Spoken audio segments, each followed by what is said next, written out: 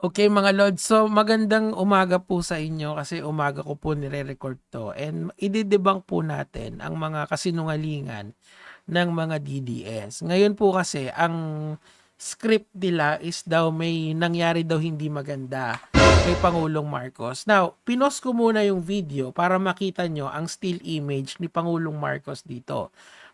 Ito po ay 84th anniversary ng Araw ng Kagitingan. So kung recorded 'to, dapat kung last year ang makikita nating kung po babalikan natin yung video last year, dapat 83rd yun. So papaanuhin muna natin, papasarapin muna natin yung usapan natin kasi kung kayo po ay may konting utak, kahit po kalahati lang, kahit hindi nga kahit po kalahati ng kalahati lang ang gamitin natin dito sa issue na to, alam po natin na buhay po ang Pangulong Marcos, diba? Kasi po, ako naman po ay hindi naman po ako isang Marcos loyalist. Alam niyo naman lahat siguro na kakamping po ako. Kaso, ang problema ngayon bilang Pilipino, ako po ay and syempre ang branding natin is debunker. 'Di ba? Nakilala tayo sa pagde-debunk, kailangan nating gawin to. Kumbaga ito yung tinatawag nating duty calls. Duty calls talaga to na i-debunk tong mga tao na to. Ngayon po, ang sistema po ngayon kasi, kung mababasa niyo yung mga comment section, sinasabi po na ito po daw ay replay. Sige, babalikan natin yan. Ngayon po, mag-feature po ako ng mga kilalang DDS na vloggers. Okay? Si Sir Jack, sabi niya gano'n, feeling ko wala yan sa Saint Luke, nasa ibang bansa yan. Okay? Dami daw ninakaw, nasa judgment.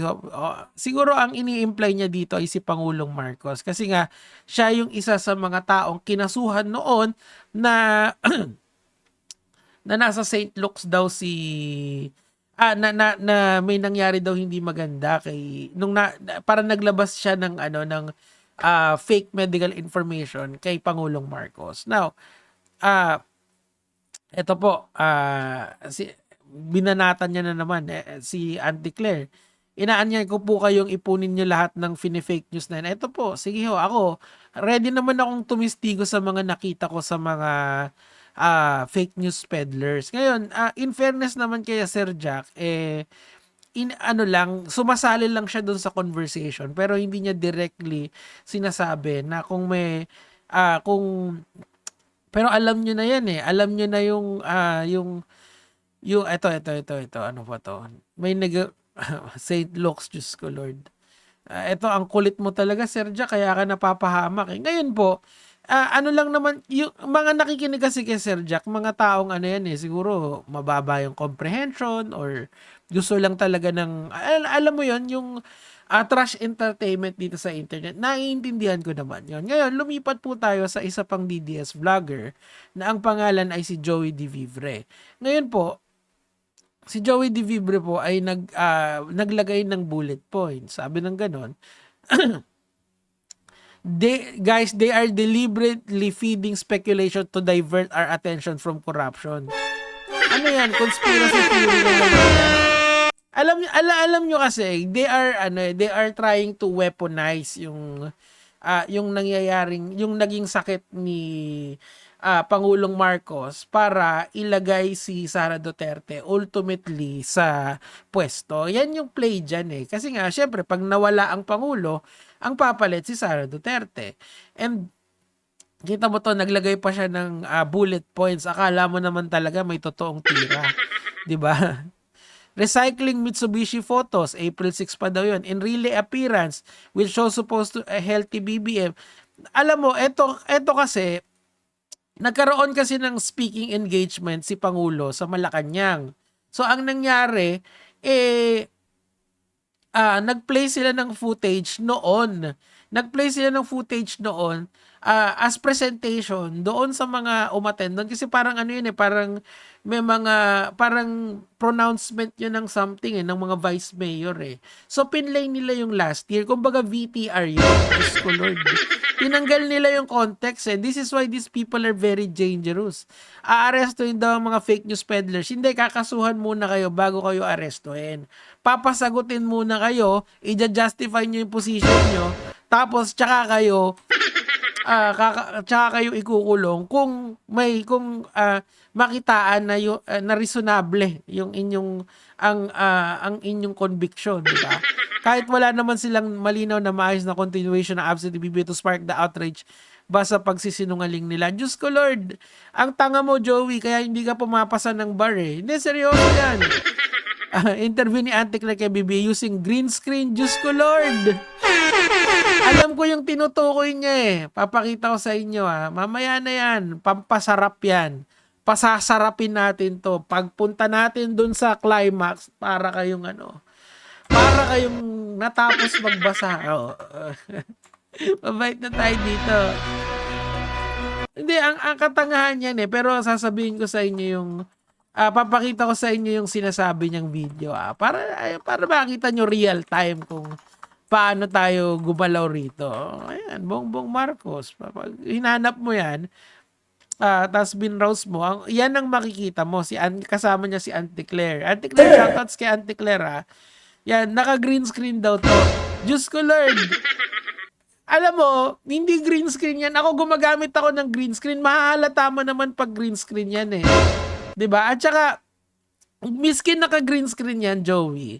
The fact na nakatayo siya at nakikipag-usap siya kay Attorney Claire, meaning to say, good to go yan. Sana sinabi mo AI para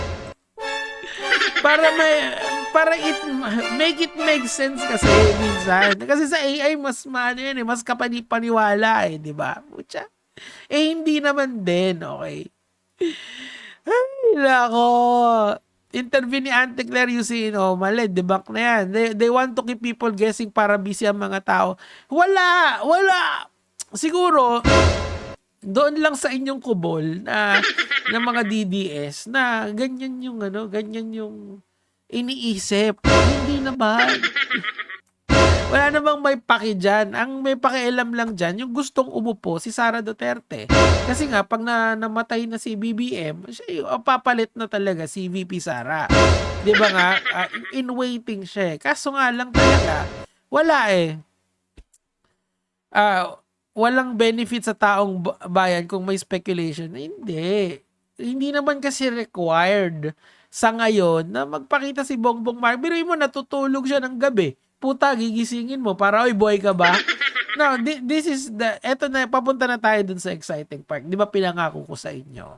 Kasi nga, ang claim nito mga inutil na to. Inutil talaga, pagpasensyahan nyo na yung salita ko Kasi nagtatry na talaga akong bawasan yung mga mura dito Pa-isa-isa na lang, pa-dalawa-dalawa na lang para may konting kiliti Pero as much as possible, ayoko nang magmura dito sa mga, sabi nga nung isang vlogger na si FLM, mga Hindorotot, di ba? Isa lang yun. Ngayon, sabi nila, ito daw ay last year pa. So, I did a little bit of research. Ayan na! Ready na ba ang lahat? So, i-delay ko lang sa inyo yung foundation kung bakit etong mga tao na to ay delikado talaga. Delikado silang magkaroon ng platform kasi nga there is no measure of accountability sa ginagawa nila. So I did what anyone could possibly do is to check the YouTube channel of RTV Malacanang kasi doon ko makikita kung last year pa ba yan, yung 84th anniversary ng Araw ng Kagitingan. And lo and behold, ang 83rd ay last year. Eto yun. Ay, makikita nyo naman. Ayan. Si Teodoro. But the ceremony is the same I mean, is essentially the same. Pero makikita mo yung background. Ayan now begin of their fallen 83rd araw ng Kagitingan. Nakikita niyo yung nasa likod. Ayan, oh. 83rd anniversary of araw ng Kagitingan. Ayan. So, imposible naman na inedit to or in-AI generate to. Diyos ko Lord, malabo pa sa blurred yan. Ayan, si Pangulong Marcos na nag-i-speech. Now, bumalik tayo dito. Ito kasi yung original 84th Kind introduction. anniversary. Ayan, oh. Please be seated. Oh. Yari. His Excellency, Archbishop Charles John Brown, and the distinguished excellencies of the Diplomatic Corps, Patay, di ba? Patay kayo. Japanese Ambassador to the Philippines, His Yari Excellency yari Endo kayo. Kazuya, Ang mga nagpapakalat U.S. ng Embassy fake news. Charge d'Affaires, Robert Ewing, Oh. the honorable members. Embassy. Alam mo yung masakit dito kasi iintayin mo lang naman si Pangulong Marcos kung lalabas siya sa balita or hindi. And that's it. That's all she wrote, sabi nga nila. Wala ka nang kailangang panghanaping iba. Kung hindi, kung wala ka nang ibang kailangang hanaping iba. Kung bagkus pag-aantay ka lang sa balita. 'Di ba? So ano ang punto rito? Wag na po tayong makinig dun sa mga fake news peddlers. Paki-unfollow na po yung mga tao na yan. Marami naman pong vloggers ngayon na magbibigay sa inyo ng totoong balita. Sa akin, malamang sa malamang, disagree kayo sa mga sinasabi ko, pero at least alam nyo na totoo. It's real. May proof, may evidence. Hindi tayo naglolokohan dito. Ayan, buhay na buhay. Nag-speech pa. O paano? Yun lang naman po, gege mga lods.